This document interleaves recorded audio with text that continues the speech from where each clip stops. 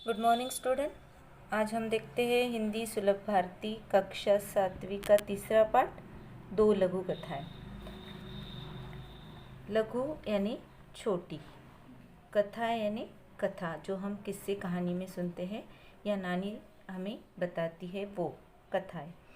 प्रस्तुत पाठ में दो छोटी छोटी कथाएं बताई गई हैं और इन छोटी कथाओं के माध्यम से समस्या का निराकरण किस तरह से किया जाता है या समस्या का समाधान किस तरह से किया जाता है वह बताया है। बच्चों, हमने बचपन से अकबर और बीरबल का नाम सुना है तथा अकबर और बीरबल के किस्से भी बहुत सुने हैं कि अकबर के दरबार में 9 रत्न हुआ करते थे और उन 9 रत्नों में एक रत्न था बीरबल, यानी मंत्री थे बीरबल, और वो बहुत ही चतुर थे। अपने इस चातुर्य के कारण वो बड़ी से बड़ी समस्या को आसानी से हल करते थे। तो प्रस्तुत कहानी में भी लेखक ने बीरबल की बुद्धिमानी और समस्या के बारे में, समस्या का निराकरण करके अपनी क्षमता किस प्रकार है वो बताया है। तो बच्चों, आइए हम कहानी को पढ़ते हैं। पहली लघु कथा है हरा घोड़ा। हम देखते हैं कि घोड़ा जो होता है वो प्राय सफ़ेद, काले या कत्थाई कलर के, ब्राउनिश जिसको हम बोलते हैं, तो उस तरह के घोड़े होते हैं। लेकिन राजा यानी अकबर ने बीरबल के सामने क्या शर्त रखी है और बीरबल ने उस शर्त को किस तरह से पूर्ण किया है, यह यहाँ पर दिखाया गया है। अकबर और बीरबल के किस्से बहुत प्रसिद्ध हैं। अकबर एक महान शासक थे, बीरबल उनके नवरत्न में से एक थे। एक बार अकबर बीरबल के साथ अपने घोड़े पर बैठकर बगीचे की सैर कर रहे थे। चारों तरफ हरियाली को देखकर उनका मन प्रसन्न हो गया। बादशाह अकबर ने सोचा कि यदि मेरे पास हरे रंग का घोड़ा होता तो मैं उस पर बैठकर हरे हरे स्थान की सैर करता। बस फिर क्या था। बादशाह अकबर ने बीरबल से कहा, मैं तुम्हें 1 सप्ताह का समय देता हूँ कि तुम मेरे लिए हरे रंग के घोड़े का प्रबंध करो। बादशाह अकबर बीरबल की बुद्धिमानी की परीक्षा लेना चाहते थे, इसलिए उन्होंने हरे रंग का घोड़ा लाने के लिए कहा था। तो अब प्रस्तुत कहानी में एक बार बादशाह अकबर बीरबल के साथ सैर के लिए निकले थे और चारों तरफ हरियाली देखकर, हरियाली यानी हरे हरे रंग के वृक्ष, हरियाली, घास देखकर उनका मन बहुत ही प्रसन्न हो गया था। तो बादशाह अकबर ने सोचा कि अगर इसी रंग का घोड़ा भी मेरे पास होता तो मैं इन स्थानों की सैर करने में और भी मुझे मज़ा आता। बादशाह अकबर ने बीरबल को तुरंत फरमान दिया कि 1 सप्ताह का समय देता हूँ, यानी 7 दिनों का मैं तुमको समय देता हूँ, तुम मेरे लिए इसी रंग के घोड़े का प्रबंध करो। हालांकि बादशाह अकबर जानते थे कि हरे रंग का घोड़ा नहीं होता, लेकिन फिर भी वो बीरबल की बुद्धिमानी की परीक्षा लेना चाहते थे, इसीलिए उन्होंने हरे रंग के घोड़ा लाने के लिए उनको कहा। बादशाह और बीरबल दोनों ये अच्छी तरह जानते थे कि संसार में कहीं भी हरे रंग का घोड़ा नहीं होता। हम भी जानते हैं कि हरे रंग का घोड़ा नहीं होता है, यानी बादशाह अकबर और बीरबल दोनों अच्छी तरह से जानते थे कि हरे रंग का घोड़ा नहीं होता। 1 सप्ताह बीरबल इधर उधर घूमते रहे और 8वें दिन दरबार में आकर बोले, हुजूर, आखिर आपके लिए मैंने घोड़ा खोज ही लिया। बादशाह अकबर के आश्चर्य का ठिकाना न रहा। वे सोचने लगे कि जब हरा घोड़ा होता ही नहीं है तो बीरबल ने कैसे खोज लिया। उन्हें विश्वास नहीं हुआ। फिर भी उत्सुकतावश उन्होंने पूछा, बीरबल, हरा घोड़ा कहाँ है? तो बादशाह अकबर ने जब बीरबल से हरे घोड़े की मांग की कि मेरे लिए एक हरे घोड़े का प्रबंध करो, तो बीरबल इधर उधर 1 सप्ताह तक घूमते रहे और 8वें दिन उन्होंने दरबार में जाकर बादशाह अकबर से कह दिया कि सलामत, आपके लिए मैंने हरे घोड़े का प्रबंध कर लिया, यानी मैंने आपके लिए हरा घोड़ा ढूंढ ही लिया है। अब बीरबल और अकबर दोनों भी जानते हैं कि हरा घोड़ा होता नहीं, तो अकबर को बहुत ही आश्चर्य हुआ कि जब हरा घोड़ा होता ही नहीं है तो बीरबल ने उनके लिए हरे घोड़े का प्रबंध कैसे किया। तो इसलिए उन्होंने उत्सुकता यानी बहुत ही क्यूरियसिटी से कि बीरबल, मैं वो घोड़ा देखना चाहता हूँ, कहाँ है वो घोड़ा, तुरंत उसे देखना चाहता हूँ। बिरबल ने उत्तर दिया, हुजूर, घोड़ा मिल गया है, पर हरे घोड़े के मालिक की 2 शर्तें हैं, इसलिए घोड़े को आप अभी नहीं देख सकती, आपको इंतज़ार करना पड़ेगा। कैसी शर्त? बादशाह ने पूछा। अब बिरबल ने उत्तर दिया कि हुजूर यानी अकबर बादशाह को कहा कि हुजूर, घोड़ा तो मिल गया है, लेकिन इस घोड़े का जो मालिक है उसकी 2 शर्तें हैं, यानी उसकी 2 शर्तें हैं कि वो घोड़ा अभी नहीं दिखा सकता, आपको थोड़ा सा इंतज़ार करना होगा। इंतज़ार यानी प्रतीक्षा, थोड़ी राह देखनी होगी। बिरबल ने जवाब दिया, पहली शर्त यह है कि बादशाह को घोड़ा लेने स्वयं ही जाना पड़ेगा। अब बिरबल ने बादशाह को कहा कि उस घोड़े की मालिक की 2 शर्तें हैं, तो उसमें से पहली शर्त यह है कि घोड़ा लेने के लिए आपको स्वयं ही जाना पड़ेगा, दूसरे के हाथ से वो घोड़ा भेजने वाले नहीं हैं।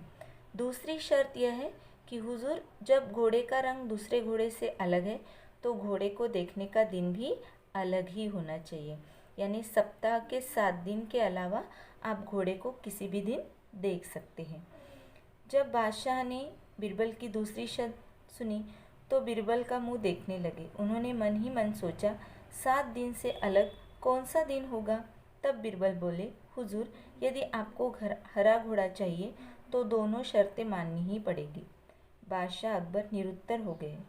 वे मन ही मन प्रसन्न थे कि बिरबल ने अपनी चतुराई से उन्हें मात कर दी।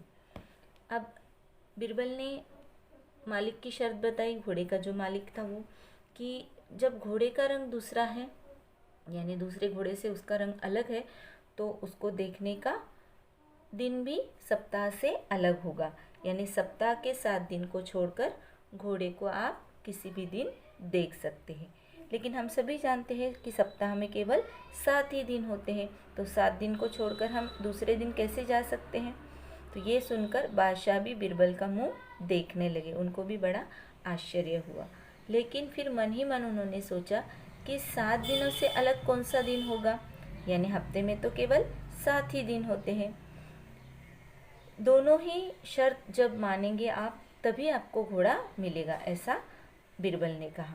तो बादशाह अकबर निरुत्तर हो गए। निरुत्तर यानी उनके पास कोई भी उत्तर नहीं था, जो उसका उत्तर नहीं दे सकते थे, तो ऐसे वो निरुत्तर हो गए और मन ही मन प्रसन्न भी हो गए। मन ही मन प्रसन्न यानी मन ही मन में बहुत खुश हो गए कि बिरबल ने उन्हें अपनी चतुराई से मात दे दी। मात दे दी यानी पराजित कर दिया।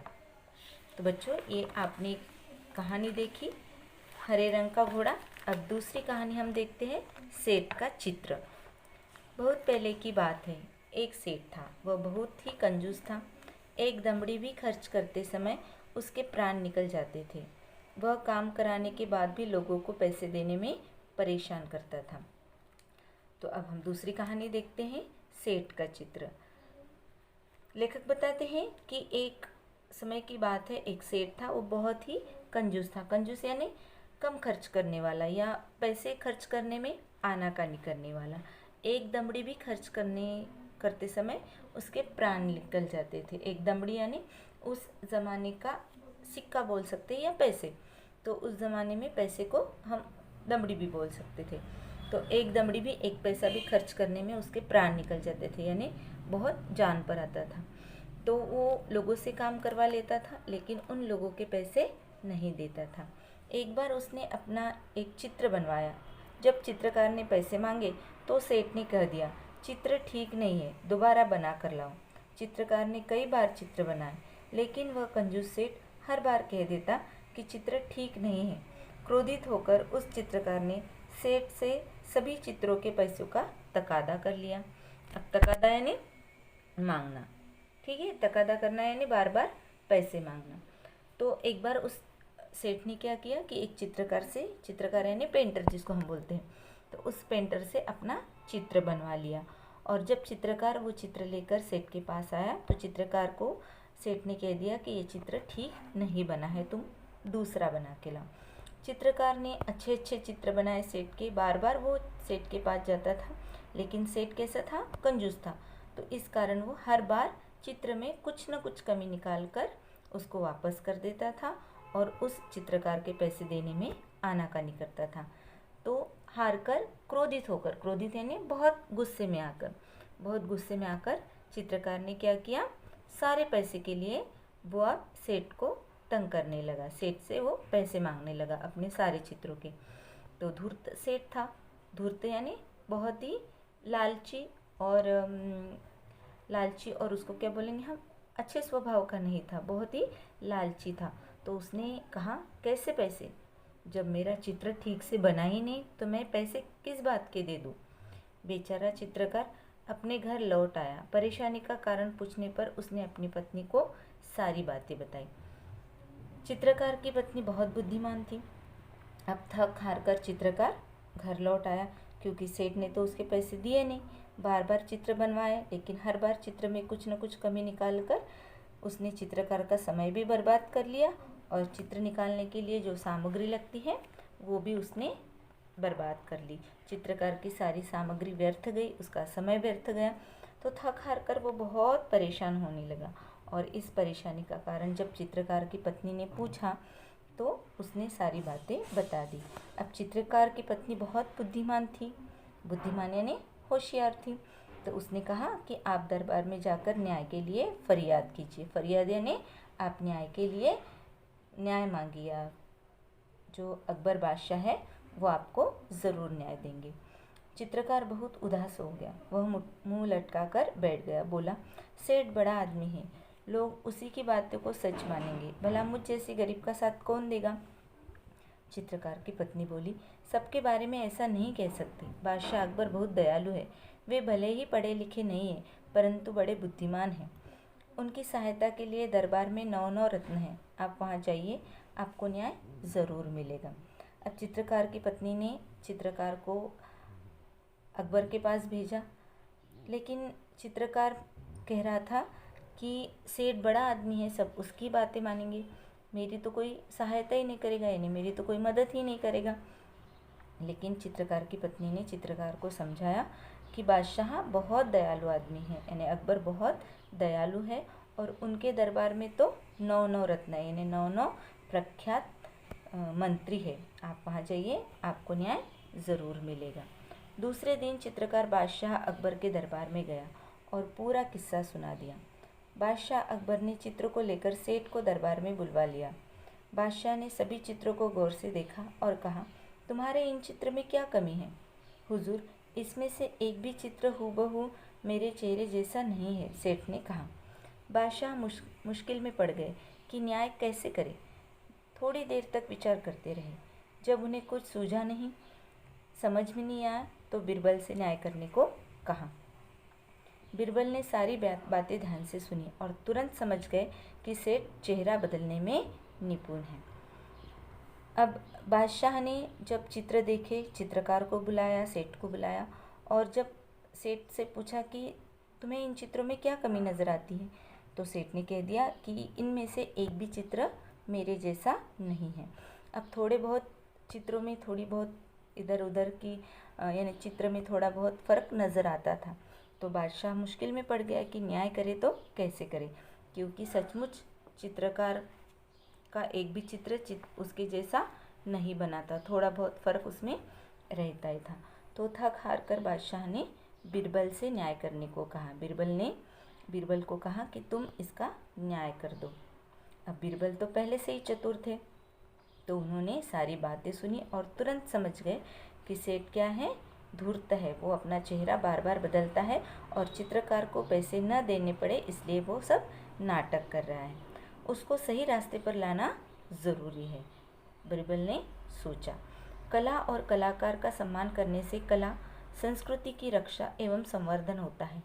कला में निपुण कलाकारों की इज्जत जहाँ होती है वह देश विश्व में विख्यात होता है। इसलिए बिरबल ने चित्रकार से कहा, तुम्हारे चित्र में सचमुच कुछ कमियां हैं। 3 दिन बाद इस सेठ का हूबहू चित्र बनाकर दरबार में ले आना, तुम्हें पैसे मिल जाएंगे, और सेठ तुम भी दरबार में आकर चित्रकार को पैसे दे देना। सेठ घर चला गया। बिरबल ने चित्रकार से कहा, 3 दिन बाद तुम दरबार में एक बड़ा सा दर्पण लेकर उपस्थित हो जाना। अब चित्रकार को बिरबल ने कहा कि सचमुच इन चित्रों में कुछ न कुछ कमियां हैं, तो तो तुम ऐसा करो कि तुम्हारे पास 3 दिन का मैं समय देता हूँ। 3 दिन के पश्चात तुम इस सेठ का चित्र बनाकर लेकर आओ और इसके बाद तुमको सेठ पैसे दे देंगे। उसके बाद चित्रकार को बिरबल ने कह दिया कि तुम एक बड़ा सा दर्पण लेकर आना। दर्पण यानी आईना। तो तुम दरबार में 3 दिन के बाद चित्र मत बनाओ, एक बड़ा सा आईना लेकर आओ। 3 दिन बाद चित्रकार दरबार में आया और सेठ के सामने दर्पण रखकर बोला, सेठ जी, आपका चित्र तैयार है। सेठ अपनी प्रतिबिंब देखकर बोला, परंतु यह तो दर्पण है। नहीं, यही तो असली चित्र है। बिरबल ने पूछा, सेठ जी, यह तो तुम्हारा ही रूप है या नहीं? सेठ बोला, जी हाँ। सेठ अपनी चालाकी पकड़े जाने पर बहुत लज्जित हुआ और उसने चित्रकार को उसका मेहनताना दे दिया। चित्रकार सभी को धन्यवाद देकर चला गया। बिरबल के न्याय से बादशाह अकबर बहुत खुश हुए। बादशाह अकबर की प्रत्येक समस्या का समाधान बिरबल अपनी बुद्धिमानी से फटाफट कर देते। यहाँ भी बिरबल ने दूध का दूध और पानी का पानी कर दिखाया। दूध का दूध और पानी का पानी, यह एक मुहावरा है, कहावत है, यानी इसका अर्थ होता है सही न्याय करना। तो चित्रकार का चित्र भी बन गया और चित्रकार को अपनी मेहनताना भी मिल गया, अपने पैसे भी मिल गए, क्योंकि दर्पण में यानी आईने में सेठ जिस तरह से मुंह बनाता था उसी तरह से वो दिखता था। जब चित्रकार ने कहा कि यह लीजिए, आपका चित्र तैयार है, तो सेठ ने कह दिया कि यह तो केवल दर्पण है यानी आईना है। लेकिन बिरबल ने कहा, सेठ जी, यह तो तुम्हारा ही रूप है कि नहीं?